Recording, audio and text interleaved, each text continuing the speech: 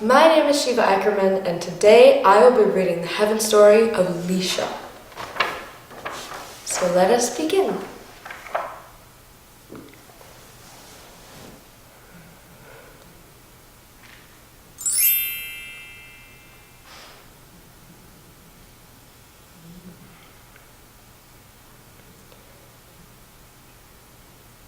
Have you ever been on a green field in the spring? When all the flowers are just starting to bloom and the butterflies are coming back from the winter. When there's a breeze pushing around the soft grass. And when you feel at peace. Have you ever watched the bees buzzing around, preparing and getting ready for the summer? Or seen squirrels scrambling up and down trees, small and just getting their first taste of the world? Have you ever seen the reflection of a lake in the middle of a park? With people on boats and children playing in the shallow ends of the water. Do you know this feeling? Do you know that sense of contentment, of peace, and of excitement? That feeling of emerging anew because the storm has passed, and of finally watching the last of the snow melt away. Do you know the feeling of seeing the dewdrops on the ends of leaves because it just rained? Or the smell of the warm air, still damp from the rain clouds? Have you ever felt the ice cream melting in your hand as the summer heat beats down on you?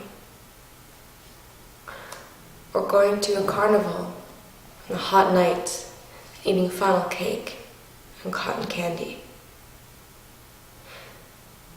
It is a strange sort of feeling, nostalgic for something that you might have never experienced, and wishing you could come back to it,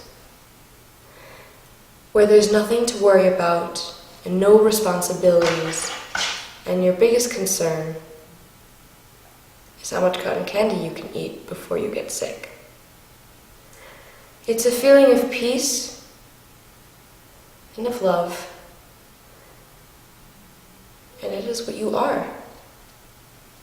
You embody the feeling of home, of memories, and of happiness, of the warm, buttery popcorn in a movie theater, watching something that you've been waiting to see for weeks, or holding a child's hand for the first time.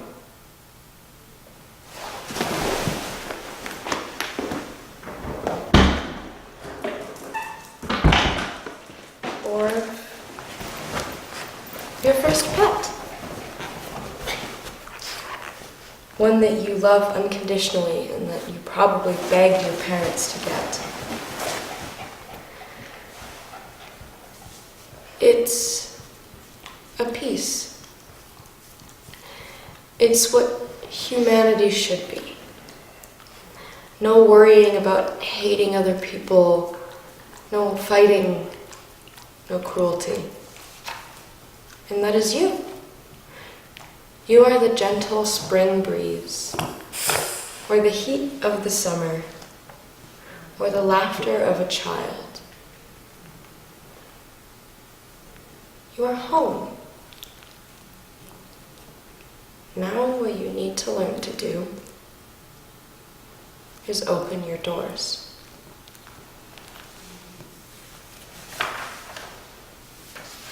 Questions?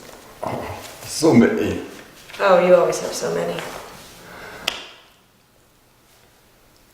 It's beautiful description, beautiful spirit, beautiful reading. How can Lisha act on it? Well, I mean, reason that's kind of what the end of the story was forced to say, open your doors, is because if her being or a part of it is the physical embodiment of that feeling, of that home and nostalgia, and again, the main word to describe it would be home, an emotional home. She needs to learn how to share that with others. How to open her doors or welcome others into her arms, into that feeling of peace and contentment.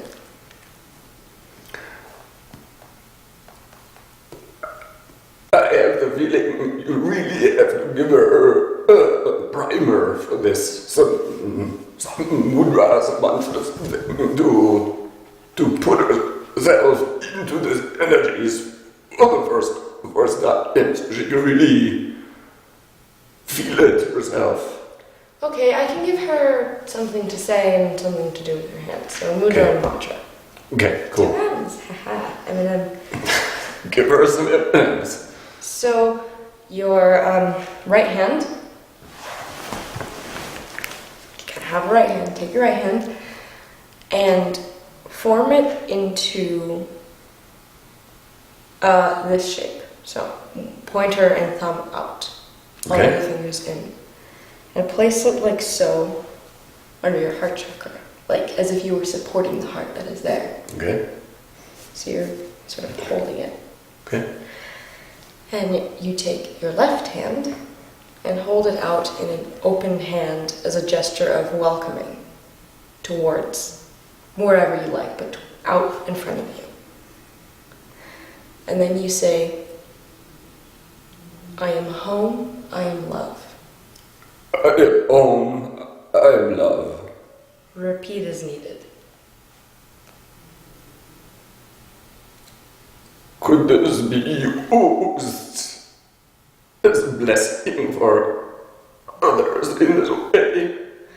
Yes, it would be if she was using it on somebody else, the blessing would become a blessing of them finding a home, finding their home, whether that be an emotional home, a physical home, or a spiritual home. Okay.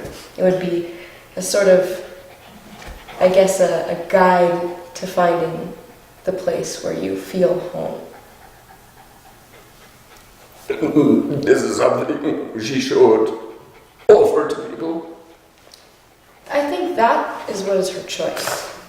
She can do it, and I would welcome and invite her to do it, but she doesn't have to. That is the choice she gets from this. So, if she chooses to do that, should she do it for free, or should she charge? I mean, if it's something as small as a blessing alone, I would say if she's going to charge, not a huge charge, but if that blessing would be combined with something, for example, if she were to sit down with someone and talk to them and, do that whole advice session and then end it with that blessing, then yes. Okay. But again, that's up to her. Okay. It's whether she feels it's worth money or not. So, from your perspective, how far do you think Lisha is currently removed from this feeling that you described? So, how big is the gap that she has to bridge? Not as big as she thinks it is. I can't give an exact estimate, of course, but it's not as big or as far away as she believes it to be. Okay. I think that's any questions. Thank you. You're welcome. Bye-bye.